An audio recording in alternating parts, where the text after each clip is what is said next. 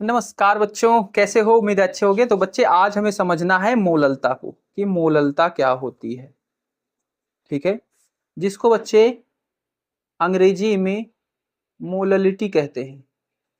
ठीक है, इसको बच्चे स्मॉल एम से प्रदर्शित किया जाता है। ठीक है, सबसे पहले बच्चे यहाँ पे आप समझ लो, फिर मैं इसको नोट्स बनाने लायक भी आपको दिखाऊंगा और समझाऊंगा क्या क्या लिखना है आपको। ठीक है, तो मोललता होती क्या है बच्चे? कोई मान लो बर्तन है, ठीक है, इसमें कोई पदार्थ आपने रख लिया, मान लो 1 केजी पानी रख लिया। ठीक है, 1 केजी इसमें पानी रख लिया। इसमें कोई दूसरा पदार्थ आप मिला रहे हो, मान लो नमक ही मिला रहे हैं, NaCl 40 ग्राम मान लो मिला रहे हैं। ठीक है, 40 ग्राम इसके अंदर क्या मिला रहे हैं? नमक मिला रहे हैं। तो बच्चे एक ये क्या कहलाएगा? जो ज्यादा मात्रा में किसी बिलियन के अंदर है वो क्या कहलाता है? विलायक। 1 किलो है और ये 40 ग्राम है, ये क्या कहलाएगा? विलेय कहलाएगा। तो बच्चे इस विलेय का कुछ मोल भी होगा। हाँ, मोल में बदल सकते हैं। मोल में कैसे? मोल का फॉर्मूला होता है भार बटा अणुभार। ठीक है, भार बटा अणुभार। तो भार ये दिया गया है, NaCl का अणुभार निकल जाएगा। हाँ, सोडियम है, 1 सोडियम है तो इसका कितना होता है भार? 23 ग्राम होता है। क्लोरीन है, क्लोरीन का 35.5 होता है। दोनों को जोड़ोगे टोटल अणुभार आ जाएगा और भाग करोगे तो मोल आ जाएगा। तो बच्चे किसी विलायक में उपस्थित मोलों की विलेय के मोलों की संख्या ही क्या कहलाती है? मोललता कहलाती है। किसी विलायक में उपस्थित विलेय के मोलों की संख्या क्या कहलाती है? मोललता कहलाती है। इसको स्मॉल m से प्रदर्शित करते हैं तो फॉर्मूला क्या बन जाएगा बच्चे? विलेय के मोल बटे विलायक का द्रव्यमान। ठीक है,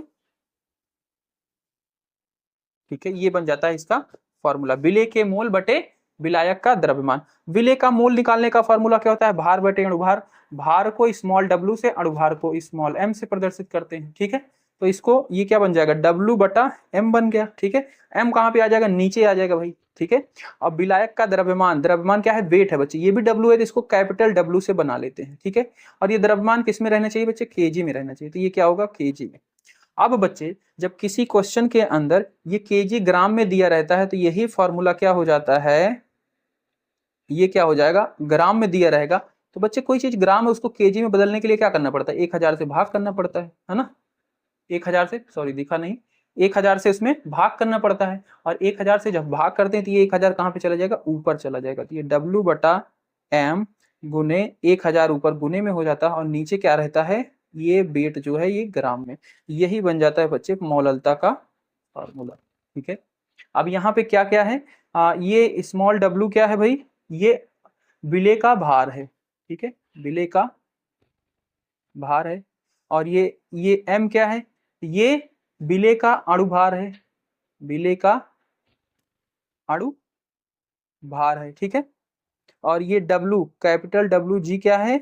ये विलायक का द्रव्यमान है, विलायक का द्रव्यमान जो कि ग्राम में है। ठीक है, तो ये है यहाँ पे चीजें और इसको आप नोट कर लो। इसके बाद फिर हम इसको दिखाते हैं किस तरीके से आप इसको नोट्स में लिखोगे। हाँ, तो बच्चे अब नोट्स आपको किस तरीके से बनाना है उसको भी ध्यान से समझ लो। देखो, मोललता लिखोगे जिसको अंग्रेजी में क्या बोलते हैं? मोललिटी। अब आप समझ तो चुके हो सारी चीजें। अब यहाँ पे मेन मेन जो चीजें हैं उसको लिखना कैसे है वो चीज देख लो। तो किसी विलायक के 1 केजी में घुले हुए विलेय के मोलों की संख्या विलयन की मोललता कहलाती है।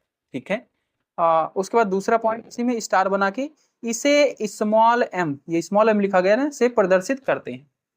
ठीक है, ताप में परिवर्तन होने पर मोललता में कोई परिवर्तन नहीं होता।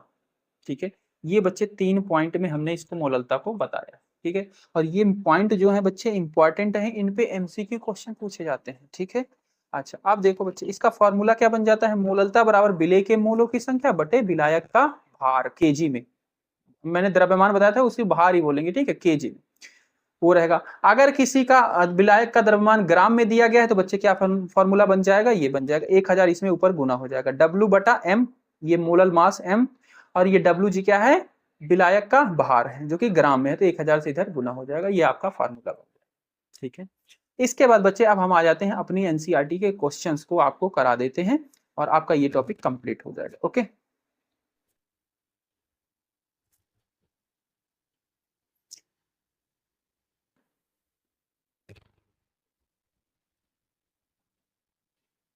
तो बच्चे ये रहा आपका एनसीईआरटी का टॉपिक था, और इसके नीचे एक एग्जाम्पल दिया गया है, इसको ध्यान से समझो। देखो उदाहरण 1.3, 2.5 ग्राम एथेनोइक अम्ल, एथेनोइक अम्ल का फॉर्मूला होता है CH3COOH के 75 ग्राम बेंजीन में विलयन की मोललता की गणना कीजिए। ठीक है, ये 2.5 ग्राम है एथेनोइक अम्ल, किसमें मिलाया जा रहा है? बेंजीन में विलयन, बेंजीन में मिलाया जा रहा है, बेंजीन के एथेनोइक के 75 ग्राम 75 ग्राम बेंजीन में विलयन की मोललता की गणना कीजिए। ठीक है, तो इसमें विलय क्या हुआ, विलायक क्या हुआ?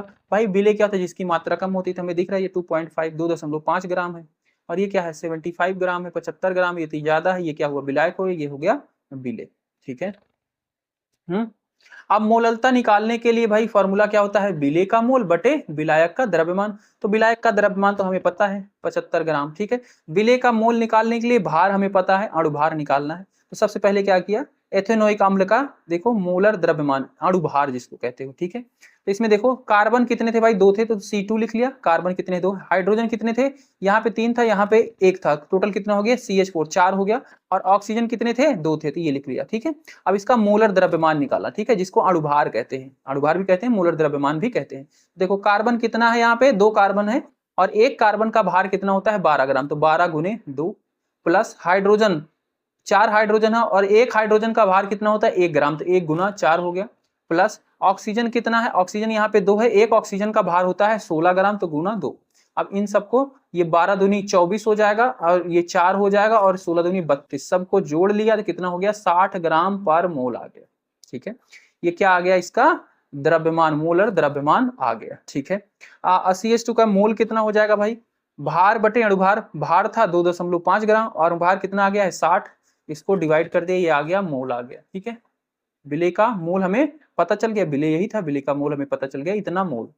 अब बेंजीन का द्रव्यमान किस में दिया गया है? यहाँ पे ग्राम में दिया गया है, ग्राम को केजी में इसने यहाँ पे अलग से ही कन्वर्ट कर लिया है। ठीक है, तो ये 75 ग्राम था, तो ग्राम को केजी में कन्वर्ट करने के लिए, बदलने के लिए 1000 से भाग कर रहा है, 1000 से भाग किया तो 75 गुने 10 की घात -3 केजी आ गया। ठीक है, अब मोललता का फॉर्मूला क्या होगा? इस फॉर्मूला, इसका मोल निकाल रहे हैं, विलय का मोललता निकाल रहे हैं, तो इसका मोल ऊपर हो जाएगा, विलय का मोल बटे बेंजीन का केजी में द्रव्यमान। अब केजी में डायरेक्ट लिख रहे हैं, तो 1000 की यहाँ पे जरूरत नहीं पड़ेगी, क्योंकि हमने पहले ही ऑलरेडी यहाँ पे बदल लिया है इसको केजी में। ठीक है, तो मोल हमने निकाल ही रखा था इसका, वो रख दिया। ठीक है, और ये कितना आया था?